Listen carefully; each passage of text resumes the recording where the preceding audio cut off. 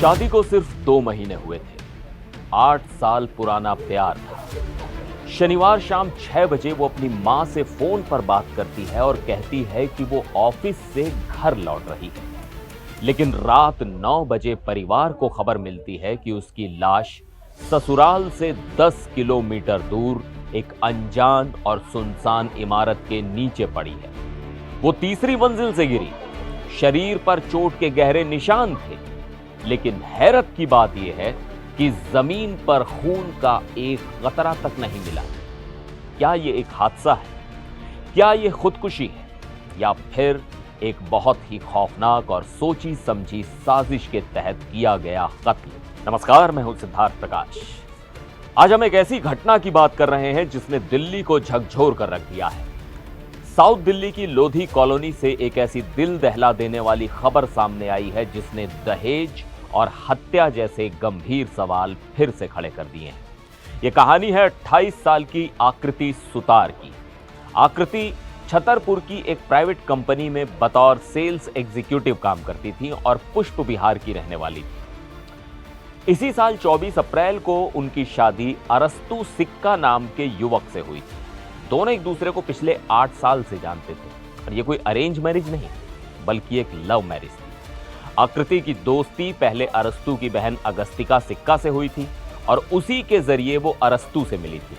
लेकिन शादी के महज 2 महीने बाद ही इस लव स्टोरी का ऐसा दर्दनाक अंत होगा, ये किसी ने नहीं सोचा था। आखिर शनिवार की शाम हुआ क्या था?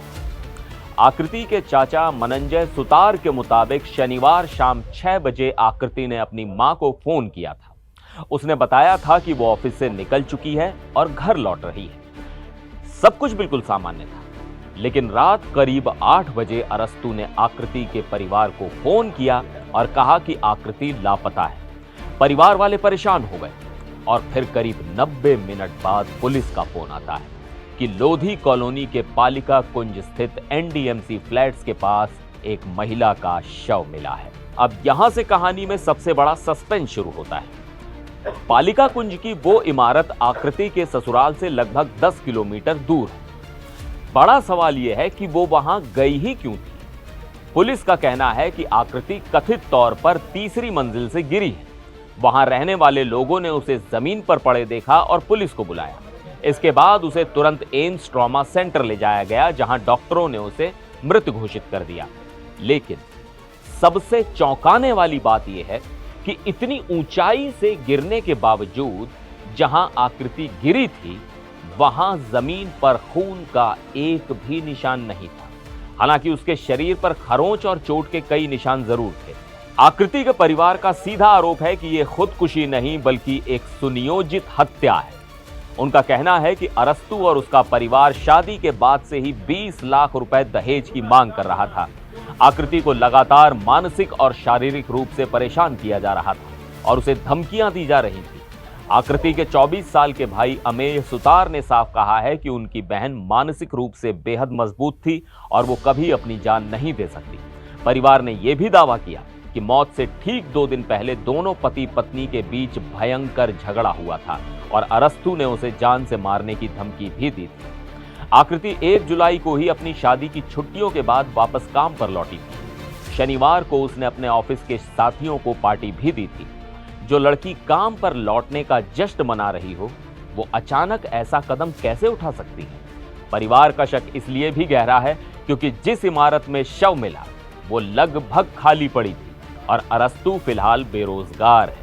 उसके पिता एक सरकारी कर्मचारी हैं, लेकिन वो अपने काम के बारे में किसी को कुछ नहीं बताते। दक्षिण दिल्ली पुलिस के एक वरिष्ठ अधिकारी अनंत मित्तल ने बताया है कि इस मामले में भारतीय नागरिक सुरक्षा संहिता 2023 की धारा 196 के तहत कार्रवाई शुरू कर दी गई है। सब डिविजनल मजिस्ट्रेट को जांच के लिए सूचित कर दिया गया है। फिलहाल पोस्टमार्टम की रिपोर्ट का इंतजार है, जिससे मौत का असली कारण साफ हो सकेगा।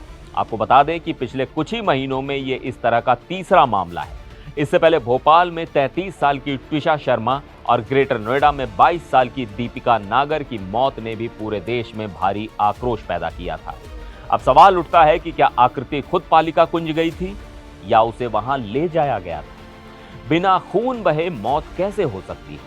क्या 8 साल का प्यार दहेज के 20 लाख रुपयों के आगे इतना अंधा हो गया कि उसने एक खौफनाक साजिश रच दी? आपको क्या लगता है, इस रहस्यमयी मौत के पीछे की असली वजह क्या हो सकती है? अपनी राय कमेंट्स में जरूर बताइएगा। फिर मिलेंगे एक और वीडियो में। आप देखते रहिए एनडीटीवी इंडिया।